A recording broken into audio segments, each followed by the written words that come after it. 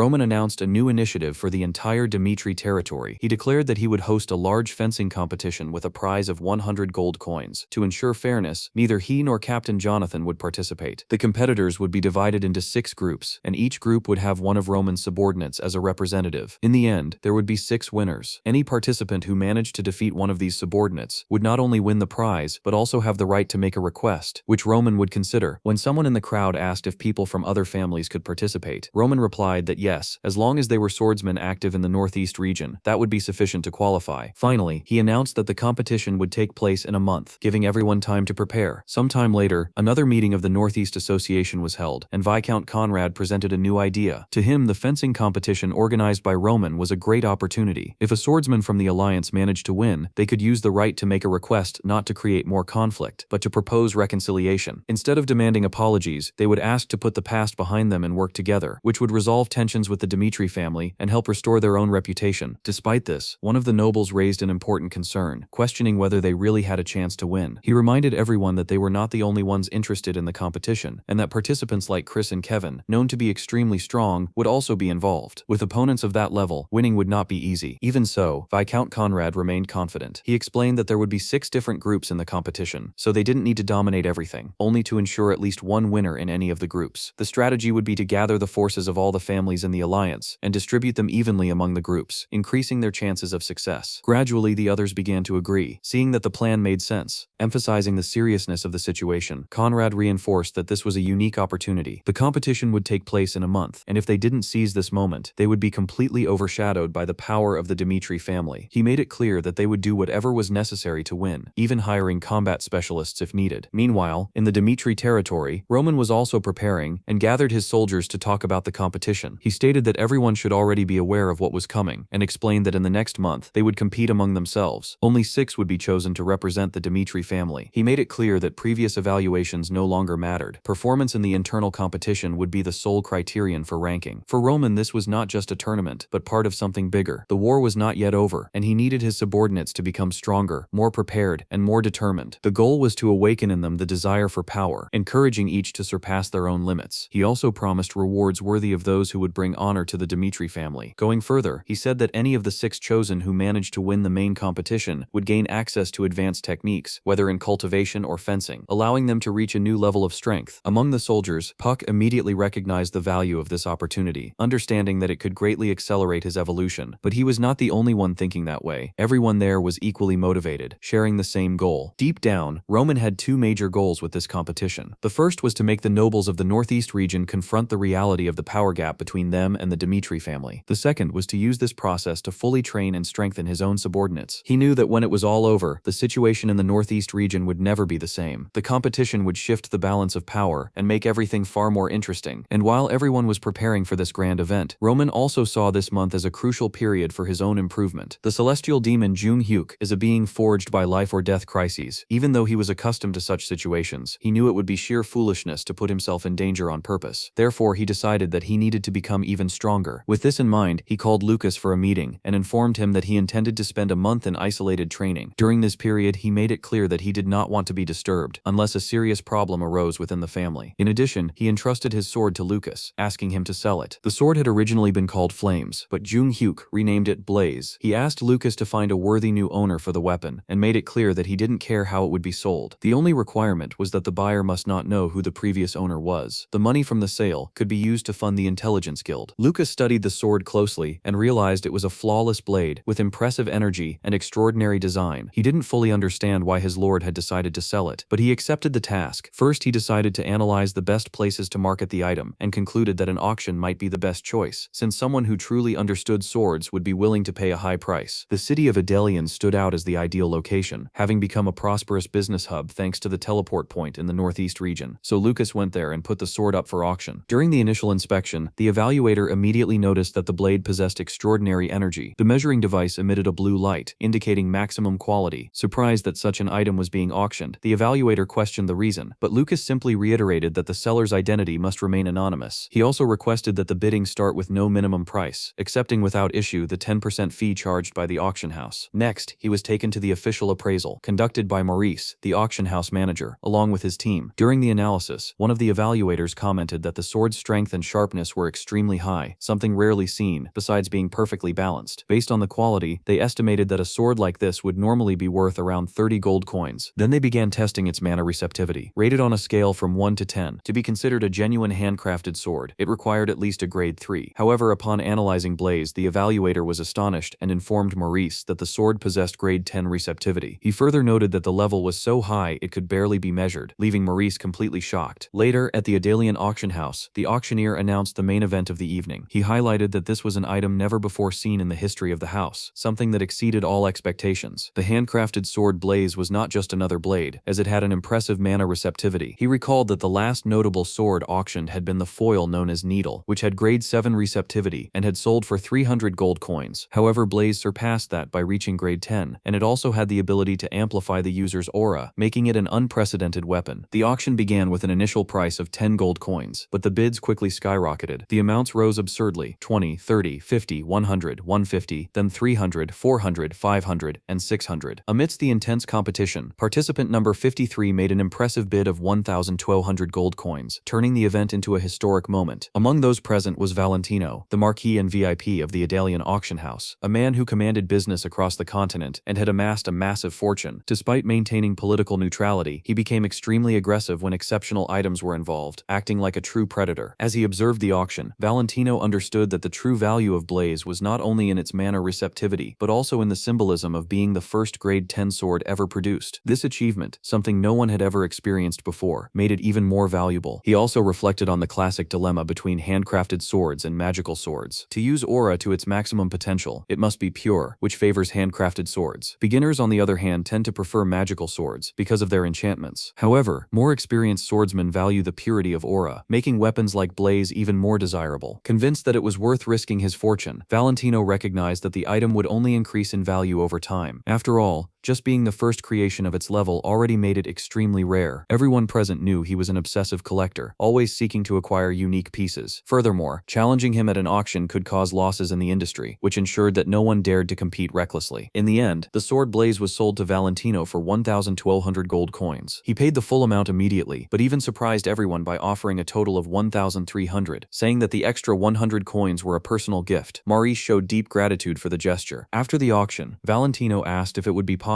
to discover the name of the craftsman who created the sword. He was clearly fascinated by the quality of Blaze and expressed interest in meeting the artisan personally. Maurice apologized and explained that he could not reveal that information, as the seller had demanded anonymity. Even so, Valentino was not bothered. He fully understood the auction house's decision, but made a request. If that craftsman were to auction another work in the future, he would like to be informed first. Maurice promptly agreed, assuring him the request would be honored. Satisfied, Valentino returned home extremely pleased with his new acquisition. To him, the sword was a true work of art. Despite having collected countless blades throughout his life, he had never seen anything like it, yet his satisfaction did not prevent him from taking action. He ordered his men to do whatever was necessary to discover who forged Blaze. Since it was the first time such a work appeared at the auction house, he decided to begin by investigating the master blacksmith of the Dmitri family. Valentino's interest was not entirely innocent, but stemmed from a pure and obsessive desire to possess the best. Meanwhile, during Roman's first month of isolated training, many things happened outside. Chris easily defeated Henderson in a duel. Even while acknowledging his opponent's effort, he pointed out that his attacks were still not sharp enough. He also warned that an enemy always watches the last move, waiting for an opening. Henderson sincerely thanked him and promised not to forget the advice. Among the fighters, it became clear that only a few had the real capacity to occupy one of the 6 top positions: Chris, Kevin, Vulcan, and Puck. The other 2 were still uncertain. Suddenly, Chris felt something strange. The ground began to shake, and even the air seemed to vibrate, as if something powerful were happening. This phenomenon was directly connected to Roman. 15 days earlier, when he had first encountered Butler, he realized that if they had fought to the end, there was a high chance of death. At that time, he would not have been able to endure a 5-star aura. Reflecting on this, he recognized that his decision had been arrogant. Based on the memories of his previous life, he still had not fully accepted the fact that he was now Roman Dmitri. In his previous life, he had absolute confidence in his strength, but in this new life that no longer applied in the same way. He understood that he could face countless dangerous situations in the future, and with his current abilities would not survive against true monsters. Therefore, he decided that he could not afford to slack off if he he wanted to remain at the top. For days and nights, as the sun rose and set, Roman continued training in front of the furnace, hammering iron relentlessly. His face turned red, his burnt skin began to peel, and his body showed countless signs that it had reached its limit. Yet he did not stop. For him, everything had to be reborn, including himself. Just as the sword needed to accept him, he also had to transform. Using the divine art of hell, he drank the flames and absorbed the mana within, using both the fire and the sword as tools for evolution. Gradually, his body began to mold into an ideal form, initiating his second bodily reform. When he finally completed the isolated training, Roman emerged with a far more powerful body. He felt ready to enter a new level and decided to truly test his strength. During training, he faced two forms of butler alone, needing to defeat them by himself. With his new blade, he was able to block the attacks of both opponents. He knew that if he reached the third bodily reform, he could utilize the third part of his technique, making him untouchable. This confidence came from the same conviction he had in his previous life, when Jung Hyuk had been considered the strongest. Now, mastering the second part of the technique, he could already face two opponents simultaneously, yet he began to question whether he was making the right decision by following exactly the same path as in his previous life. He realized that swordsmen in this world used aura explosively, causing much greater impact than the internal energy of the Muram. Given this, Roman understood that he needed to adapt. Depending on the opponent, he would have to accept the methods of this world and abandon the limited way he currently approached aura. Only then could he find a balance between his past life and the present. With this understanding, he finally executed the third movement perfectly. The dark explosion destroyed all of Butler's forms. However, the effort came at a cost, and he ended up spitting blood. His hands were calloused and burned, but even so, he felt satisfaction. He reflected that when he began his second life and followed the same path as before, he had imagined it would be monotonous, but now he realized it was actually fun. By adapting the celestial demon sword technique to a new reality, he could take it to a completely different level. This meant that there was still room for evolution. He wanted to face unknown variables, to have challenges arise without pause, putting his life at risk. To him, these trials would give meaning to his existence. While living as Roman, he knew he needed to start over from scratch, yet he was determined to continue advancing relentlessly until he reached the top. At the moment, the tremor intensified and an explosion echoed. Chris arrived and realized that something extraordinary had happened. Facing the scene, he questioned exactly what had occurred. When Chris arrives at the site, he comes across a huge crater created by Roman. Surprised by the destruction, he asks if something happened, but Roman simply replies that it was nothing. Even with that absurd scene before them, he acts as if it were completely normal and asks them to just leave. Chris and Puck are left bewildered by how someone could destroy everything like that, but they do not insist. Faced with something they cannot understand or reach, all they can do is accept it. For Chris, it only makes the gap between him and his lord even clearer. He realizes that while Roman continues advancing at an alarming rate, he himself is still standing still in comparison. This thought troubles him deeply. He understands that he cannot be satisfied with merely winning the fencing competition. Winning is not enough. He wants a crushing victory, something that truly proves his worth. At the same time, everyone around him begins to think the same way. If they want to keep up with Roman, they need to grow stronger. After a month, Roman finally completes the creation of his new sword. Observing it, he recognizes it as a unique piece, even if its appearance is not exactly pleasing to ordinary eyes. Still, what matters to him is not the aesthetics, but the meaning. He begins to think of a name. First, he considers Salamander, then Blaze, but soon discards these options. To him, a sword's name represents a new beginning, a new life. Therefore, he decides that this blade should reflect who he is now, someone who has surpassed his previous limits. Thus, he chooses the name Darkness. Later, Roman receives a report from Chris on the duels conducted over the past month. As instructed, there were combats every 3 days, and all results were recorded. This allowed them to identify the best performing swordsmen. The names that stood out the most were Chris, Kevin, Vulcan, and Puck, which was expected. However, the next two names drew attention: McBurney and Henderson. This outcome surprises Roman, especially in Henderson's case. In response, Chris asks if they should continue with the same method, and Roman confirms they should. He believes that in this world, defeats are not as important as growth. Just like the competition that bears his name, the goal is to make everyone worthy of that title. He shows genuine interest in seeing how far each one can go. A few days before the competition, numerous people gather in the Dimitri territory. There are reunions, tension, and also fear. Many participants feel apprehensive about names like Chris, Kevin, Vulcan, and Puck, hoping to be placed in easier groups. When the 6 groups are finally announced, the reactions are mixed. Some are happy, others discouraged. Baron Rollo, for instance, worries upon discovering they will have to face Chris. Still, Conrad tries to keep morale up, stating that their family's swordsman is also skilled and that they must not lose their fighting spirit. Internally, Conrad believes they can at least achieve one victory, especially against McBurney, whom he sees as a freak for having only one arm. To him, the association's fate depends on this competition, and winning is essential to defeating the Dimitri. Meanwhile, Rollo advises Max not to overexert himself and to avoid putting himself in danger. However, Max is determined. He states that he will give his all to achieve victory. Even acknowledging that Chris is an incredible swordsman, he remembers that they are of similar star levels, which gives him some confidence. Still, Rollo reinforces that if the situation becomes dangerous, Max should simply surrender. Max, on the other hand, sees it as a unique opportunity to make a great impression on his lord and the audience. He wants to prove his worth. However, when he enters the arena for his first match and faces Chris, everything changes. He feels an overwhelming murderous intent, something he has never experienced before. As soon as the fight begins, the difference becomes evident. In the first second, Chris disarms Max. In the next, he lands a direct strike with his lightning technique. By the third, Max is already lying on the ground. The first round ends with an obvious victory for Chris. Seeing this, Rollo cannot hide his shock, questioning whether the gap between them was really that great. And it's not just in this fight. In the following duels, Kevin, Vulcan, and Puck also win quickly. Faced with these displays, both the audience and the knights realize that the rumors were true. The Dimitri warriors are on an entirely different level. For the remaining groups, the only hope is to manage to defeat McBurney and Henderson. Since the group announcements, everyone has been watching the 6 representatives of Droma, especially Chris, known as Lightning, and Kevin, called Demon. Those who have already witnessed their skills do everything to avoid facing them. In the case of Vulcan and Puck, their history as mercenaries, combined with superior physical strength, is enough to intimidate any opponent. Compared to these 4, McBurney and Henderson are seen as easy targets. McBurney is despised for being a one-armed swordsman, while Henderson is ridiculed for his past as a farmer. Among all, he is considered the weakest, the ideal opponent. The audience even mocks him, calling him a coward and saying he would have soiled himself with fear when recruited. Meanwhile, beside